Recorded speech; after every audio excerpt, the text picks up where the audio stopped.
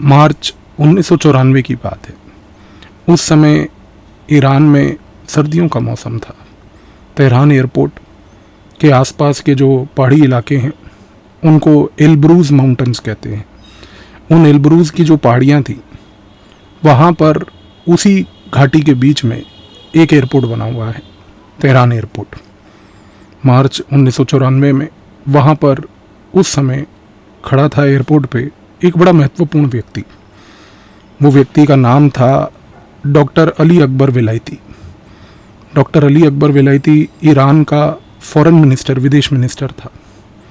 ये बंदा एयरपोर्ट पे खड़ा था। इसको जानकारी दी गई थी कि भारत की तरफ से एक स्पेशल मिलिट्री प्लेन तेहरान आ रहा है और वो स्पेशल मिलिट्री प्लेन में एक व्यक्ति है जो मिलना चाहता है। डॉक्टर वेलायती वहाँ खड़े थे। विमान उतरा तो उसमें से अंदर से निकले एक बहुत ही मुश्किल से चलने वाले व्यक्ति, जिनको कठिनाई हो रही थी चलने में। उनका नाम था दिनेश सिंह। दिनेश सिंह जो थे उस समय के भारत के विदेश मंत्री थे। नरसिम्हा राव के मंत्रिमंडल में वो विदेश मंत्री थे। चलने में दिक्कत इसलिए हो रही थी क्योंकि फ़्लाइट लेने से पहले वो दिल्ली के एम्स अस्पताल में भर्ती थे। ट्रीटमेंट चल रहा था, लेकिन उस ट्रीटमेंट को बीच में रुकवा के नरसिम्हा राव ने दिनेश सिंह को बोला कि आपको जाना होगा। एक खत ईरान में अयतुल्ला रुल्ला खुमैनी को देना होगा। सबसे बड़ी बात थी ये खत क्या था, ये खत क्यों देना था। और दिनेश सिंह को अस्पताल से बीच ट्रीटमेंट में रुकवा कर जब वो मिलिट्री के प्लेन में बैठकर तेहरान पहुंचे, उनकी हालत देखकर एयरपोर्ट पे जब डॉक्टर वेलायती उनसे मिले तो उन्होंने भी पूछा कि दिनेश साहब, इस हालत में आप आए हो, कौन से आसमान टूट गए, ऐसा क्या हो गया। तो दिनेश सिंह ने उस समय मुस्कुराते हुए उनको कहा कि चलिए बात करनी है। ये लोग गए, बातचीत हुई, मुलाकात हुई। उस समय दिनेश सिंह ने डॉक्टर वेलायती को बोला कि मुझे 15 मिनट के लिए मुलाकात करवा दीजिए अयतुल्ला रुल्ला खुमैनी से। उनके लिए भारत के प्रधानमंत्री नरसिम्हा राव की तरफ से एक खत लाया हूँ, देना है। डॉक्टर वेलायती ने फ़ोन लगाकर अपने उस समय अयतुल्ला रुल्ला खुमैनी के पीएस से बात करी। उन्होंने बोला कि नरसिम्हा राव की तरफ से भारत से खत आया है जो आपको पर्सनली देने के लिए दिनेश सिंह आए हैं दिल्ली से। अयतुल्ला रुल्ला खुमैनी के ऑफिस में शाम के समय 15 मिनट का समय उनको मिला। दिनेश सिंह कठिन तरीके से चलते हुए पहुँचे। उन्होंने एक खत दिया। खत देकर उन्होंने अयतुल्ला रुल्ला खुमैनी को बोला कि आप इसको पढ़ लीजिए। 8 से 10 मिनट लगे अयतुल्ला रुल्ला खुमैनी को वो खत पढ़ने में। खत पढ़ने के बाद दिनेश सिंह ने हाथ जोड़े, नमस्कार किया, उठे, स्पेशल प्लेन में बैठे और वो मिलिट्री प्लेन के अंदर बैठकर दिल्ली वापस आ गए। वापस आते ही अस्पताल चले गए। सारा मैटर भारत में बहुत ही चुपचाप और सीक्रेट तरीके से रखा गया था। मीडिया में भारत सरकार के किसी दूसरे मंत्री को इस बात की भनक तक नहीं थी कि दिनेश सिंह तेहरान गए हैं। और तो और उस समय सिर्फ 2 ही लोगों को ये बात पता थी कि दिनेश सिंह जो है तेहरान गए हैं, जिसमें से एक थे भारत के प्रधानमंत्री नरसिम्हा राव और दूसरे थे रॉ के चीफ। इन 2 ही लोगों को पता था कि दिनेश सिंह तेहरान गए हैं। तीसरा कोई बंदा नहीं जानता था। दिनेश सिंह के परिवारजन जो थे उनको भी बोल दिया गया था कि आप सुबह उनसे मुलाकात कर लीजिए क्योंकि उसके बाद इनका ट्रीटमेंट चलेगा, फिर ये आपको कल सुबह मिलेंगे। तो पूरे परिवारजन की तरफ से भी अस्पताल में उस दिन कोई नहीं आया, जिसकी वजह से कुछ भनक लग पाती। खत दिया, अयतुल्ला रुल्ला खुमैनी ने खत पढ़ लिया, दिनेश सिंह आ गए। पर ये खत देने क्यों गए थे? दिक्कत क्या थी? दिक्कत ये थी कि 3 दिन बाद, इस विजिट के 3 दिन बाद, मार्च के 1994 के ही महीने में ऑर्गेनाइजेशन ऑफ इस्लामिक कंट्रीज़ जो है, एक संगठन है जिसमें पाकिस्तान है, उस पाकिस्तान ने ऑर्गेनाइजेशन ऑफ इस्लामिक कंट्रीज़ के अंदर बैठ के एक रेजोल्यूशन पास करवाया था। और वो रेजोल्यूशन था कि भारत कश्मीर के अंदर बहुत ही ज़्यादा मिलिट्री और बल का प्रयोग कर रहा है। इसकी वजह से कश्मीर में जाने जा रही हैं। भारत के ऊपर कड़े से कड़े सैंक्शन लगाए जाएं। और तो और ऑर्गेनाइजेशन ऑफ इस्लामिक कंट्रीज़ का जो ये रेजोल्यूशन था, इस रेजोल्यूशन को इवेंचुअली ले जाकर पाकिस्तान का खेल ये था कि यहाँ से पास करा के हम लोग यूनाइटेड नेशंस के ह्यूमन राइट काउंसिल में पेश करेंगे। और एक बार ये OIC अगर पास कर देती है तो OIC के पास करने के तुरंत बाद अगर हम इस रेजोल्यूशन को यूनाइटेड नेशंस के ह्यूमन राइट काउंसिल में पेश कर दें और यदि ह्यूमन राइट काउंसिल हमारे इस डोजियर को पढ़ के भारत के खिलाफ कोई कार्रवाई करने की बात करे तो फ़ायदा इसलिए होगा क्योंकि United Nations human right commission जो है वो कार्रवाई करने के लिए ये वाला डोजियर हैंड ओवर करेगी यूनाइटेड नेशंस सिक्योरिटी काउंसिल को। और फिर सिक्योरिटी काउंसिल के पास पूरी शक्ति होगी कि भारत के ऊपर कड़े से कड़े सैंक्शन लगाए जाएं और उसको आइसोलेट किया जाए। भारत को दिक्कत सिर्फ ये थी कि ये जो रेजोल्यूशन है OIC का, अगर कुछ हो पाए तो ये OIC के रेजोल्यूशन के ऊपर कुछ रोक लग जाए। भारत को सिर्फ एक चीज़ थी कि अगर ये OIC के रेजोल्यूशन के ऊपर रोक नहीं भी लगती है तो सबसे बड़ी बात यह है कि ये मसला UN ह्यूमन राइट कमीशन में ना जाए। हमने खत दिया था, खत देकर अयतुल्ला रुहुल्लाह खोमेनी को हम आ गए थे। 3 दिन बाद जिनीवा में, स्विट्ज़रलैंड में UN ह्यूमन राइट्स कमीशन की मीटिंग होनी थी। उस मीटिंग में OIC का ये पाकिस्तान के द्वारा पास किया गया रेजोल्यूशन आना था और भारत को उस रेजोल्यूशन को काउंटर करने के लिए उस समय भारत की सरकार की तरफ से रिप्रेजेंट करने के लिए जो लोग गए थे उनके लीडर थे अटल बिहारी वाजपेयी, साथ में उनके 2 व्यक्ति और गए थे, सलमान खुर्शीद और फारूक अब्दुल्ला। सलमान खुर्शीद, फारूक अब्दुल्ला और अटल बिहारी वाजपेयी तीनों जिनीवा में थे, बहुत ही संकट में थे। जिस दिन UN ह्यूमन राइट्स कमीशन की मीटिंग होनी थी बड़े ही नर्वस बैठे हुए थे क्योंकि उनको पता था कि पाकिस्तान ने OIC से रेजोल्यूशन तो पास करा लिया है। मसला ये है कि ये रेजोल्यूशन अब आएगा UN ह्यूमन राइट्स काउंसिल में और यहाँ पर अगर ये रेजोल्यूशन पास हुआ तो आगे समस्या होगी। उनको समझ नहीं आ रहा था क्या करें। मीटिंग की शुरुआत हुई।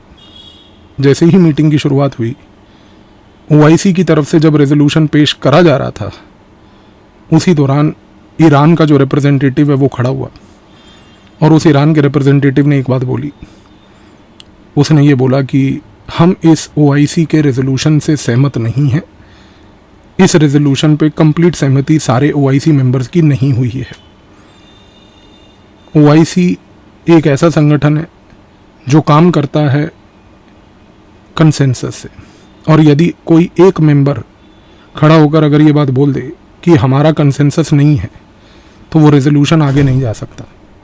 सबसे बड़ी चीज़ ये थी कि OIC ने जब ये resolution United Nations human rights council Geneva में पेश किया उस समय ईरान के रिप्रेजेंटेटिव ने खड़े होकर इसको रिजेक्ट कर दिया। UN ह्यूमन राइट्स काउंसिल ने वो रेजोल्यूशन उठा के फेंक दिया कचरे के डिब्बे में। पाकिस्तान के पैरों तले ज़मीन निकल गई जैसे ईस्ट पाकिस्तान में 1971 में निकली थी। उनको समझ नहीं आ रहा था कि ये क्या हो गया। अब सबसे बड़ा सवाल ये उठता है, अटल बिहारी वाजपेयी, फारूक अब्दुल्ला, सलमान खुर्शीद, इन तीनों को वहाँ पर खुद बैठे हुए एक बहुत बड़ा शौक लग गया।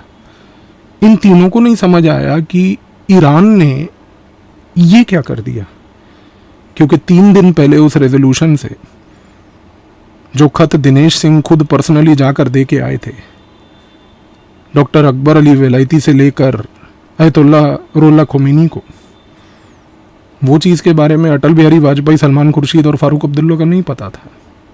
वो तो उस समय बैठकर सिर्फ ये वरी कर रहे थे कि होगा क्या, लेकिन उनको ये बड़ा शौक लगा। लेकिन भारत में जब ये खबर पहुंची प्रधानमंत्री तक, जिनके साथ उस समय मीटिंग में रॉ के चीफ बैठे हुए थे, उन दोनों को जब ये बात पहुंची कि ईरान के रिप्रेजेंटेटिव ने बैकआउट कर दिया है, रेजोल्यूशन फेल हो गया, दोनों ने एक दूसरे को हाथ मिलाया। रॉ के चीफ अपनी गाड़ी में बैठे और वापस अपने ऑफिस इंडिया गेट के पास आ गए। सबसे बड़ी बात यह है, उस खत में ऐसा क्या लिखा था। ईरान के ये जो रिप्रेजेंटेटिव थे उस समय जिनीवा में, उनको ऑर्डर किसने दिया बैकआउट करने का? तो सबसे पहली चीज़ तो ये है कि उनको ऑर्डर बैकआउट करने का डायरेक्टली आया था अयतुल्ला रुल्ला खोमेनी के ऑफिस से। अब सवाल ये उठता है कि यदि अयतुल्ला रुल्ला खोमेनी के ऑफिस से उनको ऑर्डर आया था तो वो ऑर्डर क्यों आया था? अब आप समझ रहे हैं कि वो ऑर्डर आया था उस खत की वजह से। अब सवाल तीसरा ये उठता है कि वो खत में क्या था जो दिनेश सिंह ने दिया? वो खत में ऐसा क्या था कि जिसको 8 से 9 मिनट लगाकर अयतुल्ला रुल्ला खोमेनी ने पढ़ा था और उसके बाद नमस्कार करते हुए दिनेश सिंह वहाँ से निकल आए थे? ये खत के बारे में आज तक पब्लिक डोमेन में कुछ नहीं आया, लेकिन आज मैं आपको बताऊंगा कि इस खत में क्या था। इस खत में सिर्फ एक खत नहीं, एक फ़ोटोग्राफ भी थी। और इस खत में क्या लिखा था अब मैं आपको बताता हूँ। इस खत में 2 पन्ने की इन्फॉर्मेशन लिखी थी। उस खत में लिखा था कि अयतुल्ला रुल्ला खोमेनी साहब, ये खत आपको डेडिकेट किया जाता है भारत की तरफ से। ये खत पर्सनली लिखा गया था एड्रेस करते हुए अयतुल्ला रुल्ला खोमेनी को। इस खत में जो उनको पर्सनली लिखा गया था एड्रेस करते हुए, इस खत में शुरुआत हुई इस पॉइंट से। वहाँ लिखा गया कि खोमेनी साहब, आपके पूर्वज भारत और कश्मीर से बहुत गहरा नाता रखते थे। ये बताया गया उस खत में शुरुआत से कि आपके जो पूर्वज थे, आपके परिवार से जुड़े हुए लोग, जिसमें सबसे पहले व्यक्ति का नाम था सैयद सलाहुद्दीन हैदर।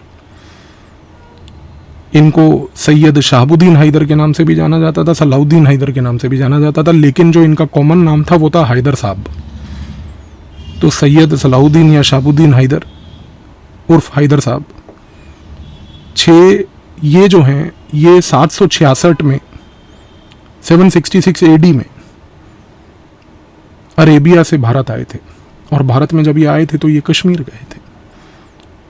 सैयद शहाबुद्दीन हैदर का काम 766 एडी में ये था कि वो उस समय भारत में इस्लाम को प्रमोट करने आए थे, कश्मीर में इस्लाम को प्रमोट करने आए थे। सैयद शहाबुद्दीन हैदर इसलिए मैटर करते हैं क्योंकि इनकी ब्लड लाइन में एक व्यक्ति था जिसको ये खत लिखा गया था, जो पढ़ रहा था अयतुल्ला रुल्ला खोमेनी। उसके बाद इस खत में ये लिखा गया कि सैयद शहाबुद्दीन हैदर के बाद आपके दूसरे एक रिश्तेदार, आपके खुद के ब्लड रिलेटिव हेशमतुल्ला रियाजी यज़दी, ये इराक से जम्मू कश्मीर आए।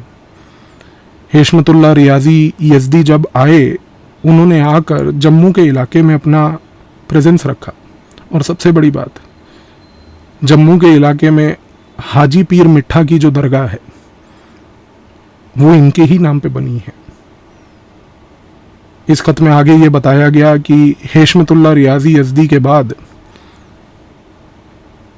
अयतुल्ला खोमेनी साहब, आपके परिवार का सबसे महत्वपूर्ण व्यक्ति जो है वो थे आपके दादाजी, जिनका नाम था दीन अली शाह। ये बताया गया कि खोमेनी साहब, आप एक कश्मीर को लेकर रेजोल्यूशन पास करने जा रहे हैं। दीन अली शाह, खोमेनी साहब आपके दादाजी इसी कश्मीर के रेजिडेंट थे। और तो और दीन अली शाह जो कश्मीर के रेजिडेंट थे, उनके पुत्र का नाम था सैयद अहमद मुसावी हिंद। और ये जो सैयद अहमद मुसावी हिंद थे, इनका तो जन्म लखनऊ में हुआ था, लखनऊ के पास बाराबंकी के इलाके में किंतूर गांव के पास। और उस समय दीन अली शाह साहब लखनऊ के पास किंतूर गांव में बाराबंकी के पास वहाँ पर इस्लाम को प्रमोट करने गए थे।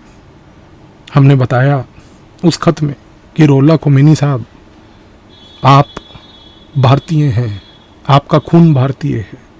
क्या आपका खून खोल नहीं रहा आज की डेट में, जब पाकिस्तान जैसा निकम्मा देश भारत के उस टेरिटरी में आतंकवाद फैला रहा है, जिस टेरिटरी में आपके पूर्वज, आप ही के ब्लड लाइन के लोग, सैयद शहाबुद्दीन हैदर, हेशमतुल्ला रियाजी यज़दी, दीन अली शाह, सैयद अहमद मुसवी हिंद, ये लोग थे। उस खत में एक पॉइंट और बताया हमने कहा कि साहब, आपके जो बड़े महत्वपूर्ण पूर्वज थे सैयद अहमद मुसवी हिंद, उनका पूरा नाम ध्यान से देखिए, मुसवी हिंद। उन्होंने तो अपने शब्द हिंद को भी अपने नाम से नहीं हटाया, और वो इसलिए नहीं हटाया क्योंकि वो एक बहुत ही बड़े पोएट थे, और वो पोएट थे और उनकी पूरी की पूरी पोएट्री भी इस हिंद शब्द के पेन नेम से ही होती थी।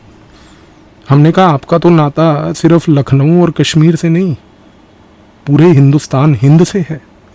और सबसे बड़ी बात हमने बताई, हमने कहा कि सैयद अहमद मौसवी हिंद जो हैं ये 1830 के दशक में इराक गए थे। इराक में अली की दरगाह पे गए थे, और जब ये इराक गए अली की दरगाह में, तो उसके बाद वहाँ से निकल कर ये ईरान की तरफ गए, और ईरान में उस समय खोमेन गांव में जाके बस गए।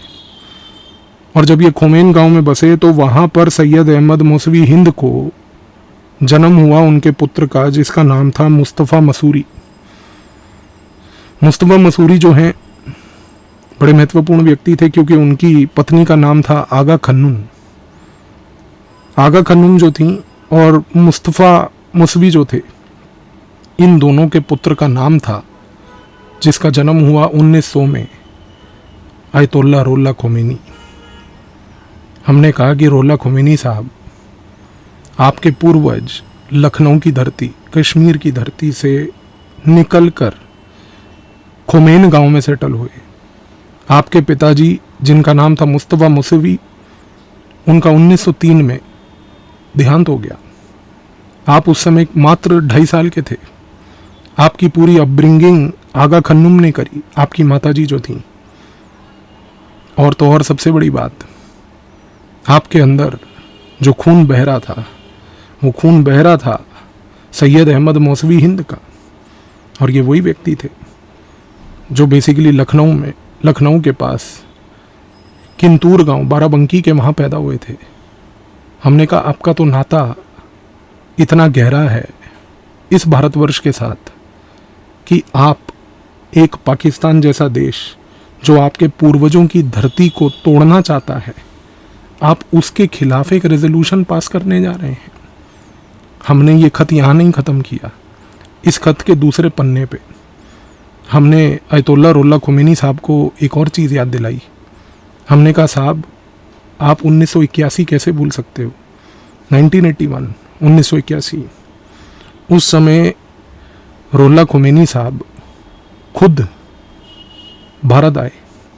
और सबसे बड़ी बात, सिर्फ भारत नहीं आए, भारत आते सार वो सीधा श्रीनगर गए। हमने कहा रुहुल्लाह खोमेनी साहब, आप अपने उस जगह से दूर तो रह नहीं सकते जिस जगह से आपका खून आज भी एसोसिएटेड है। 1981 में आप भारत आए थे, 1981 में आप कश्मीर गए थे।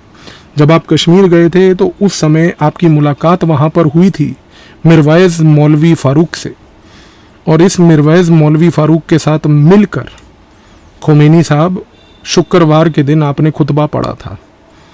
खुतबा पढ़ने के बाद खोमेनी साहब आपने 15 मिनट की स्पीच एक सुन्नी दरगाह में दी थी, और उस दरगाह की स्पीच को भी हमने रिकॉर्ड करके हमारे इंटेलिजेंस ब्यूरो के अधिकारियों ने रखा था। हमने उनको कहा कि उस स्पीच में आपने ये पॉइंट बोला था खोमेनी साहब कि शिया और सुन्नी को एकजुट रहना चाहिए, हम सब अल्लाह के बंदे हैं। हमने कहा कि आज आप वो व्यक्ति जिसने ये मैसेज दिया कि हमें अल्लाह के बंदों को सबको एकजुट होकर रहना है, शिया और सुन्नी के बीच में कोई डिफरेंस रख के नहीं रखना है। जिस चीज़ को लेके कश्मीर का आवाम आपके ऊपर दीवाना हो गया था, आपके उस 15 मिनट की स्पीच के बाद आपकी वो स्पीच की छोटी छोटी बुकलेट्स बन के पूरे श्रीनगर से लेके कश्मीर से लेके हर एक कोने कोने तक फैली थी। आप उस कश्मीर के खिलाफ रेजोल्यूशन पास करोगे खोमेनी साहब? हमने उस खत में 2 चीज़ें आखिर में लिखी। हमने कहा खोमेनी साहब, हमें पता है कि आपके घर में एक हैंड रिटन कुरान पड़ी है।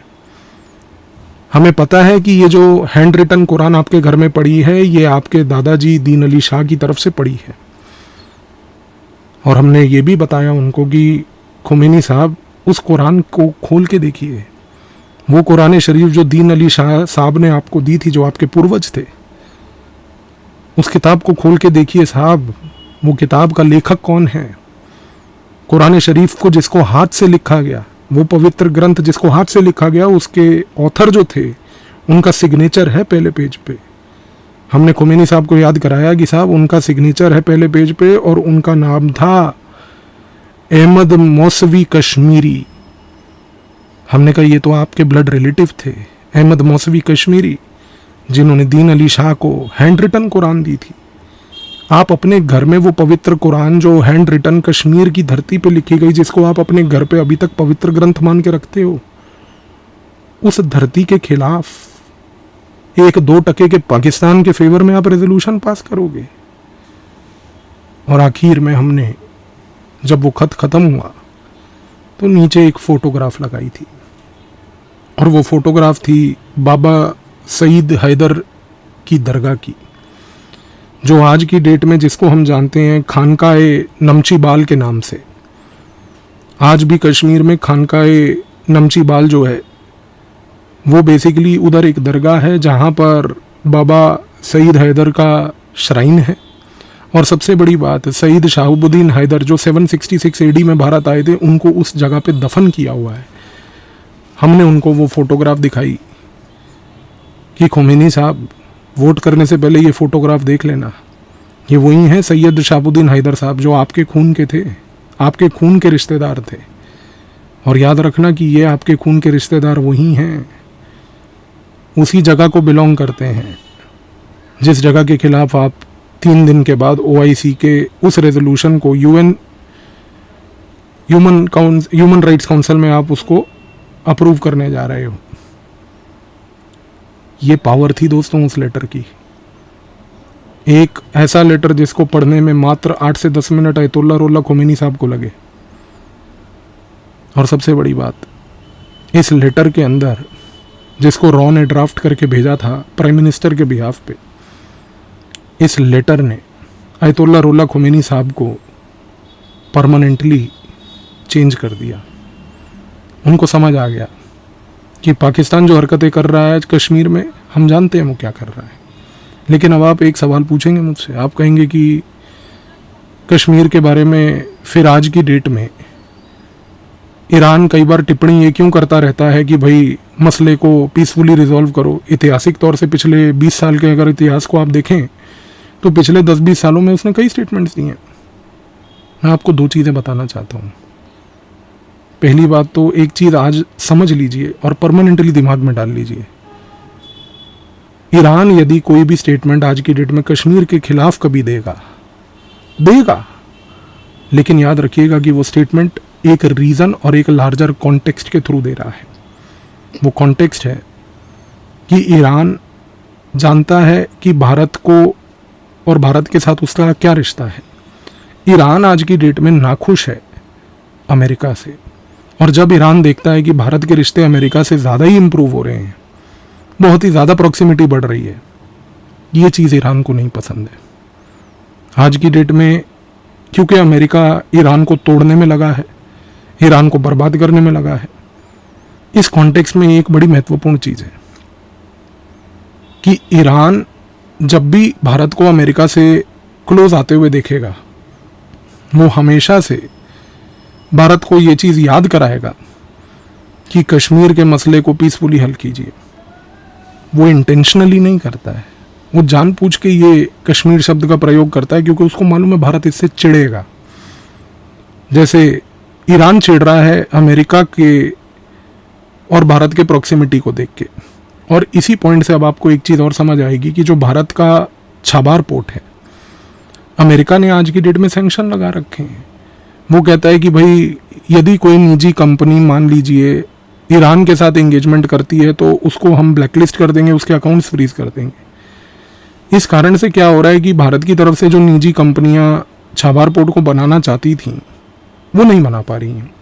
छाबार पोर्ट आज की डेट में कई अंतर्राष्ट्रीय रिश्तों के जो विशेषज्ञ हैं वो लिखते हैं कि भाई एक इरिटेंट बन गया है भारत और ईरान के बीच में। ऐसा नहीं है, आप समझिए लार्जर जियोपॉलिटिक्स क्या है।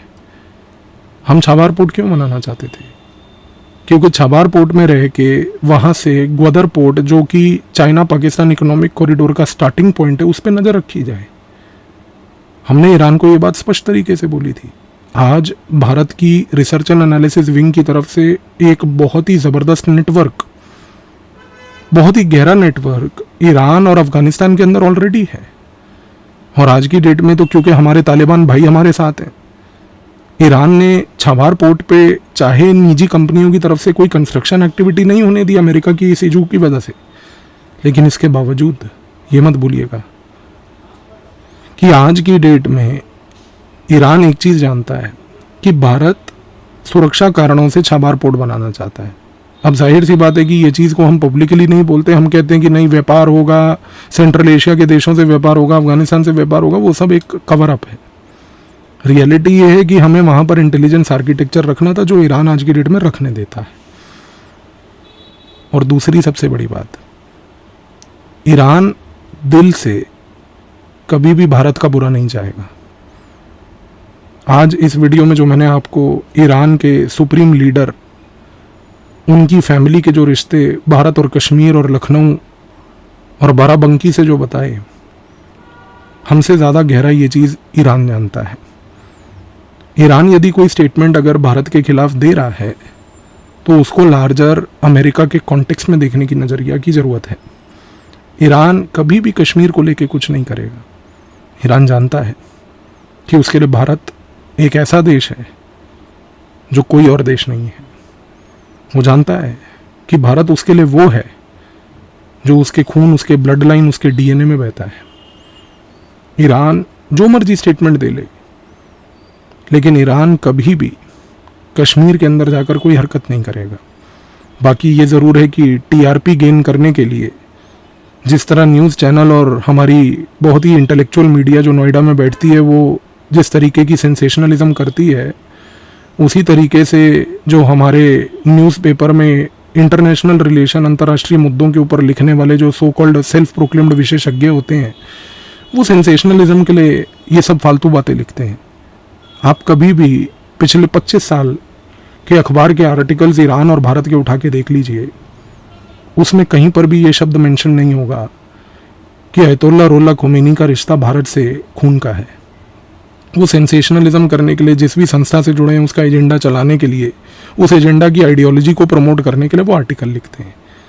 लेकिन आज इस वीडियो के बाद आप लोग ये क्लैरिटी रखिएगा और एकदम स्पष्ट तरीके से कश्मीर के बारे में ईरान बोलेगा। वो तब बोलेगा जब वो देखेगा कि भारत अमेरिका से ज़्यादा क्लोज हो रहा है, क्योंकि उसको अमेरिका से प्रॉक्सिमिटी नहीं पसंद है भारत की, क्योंकि उसको अमेरिका काउंटर करने में लगा।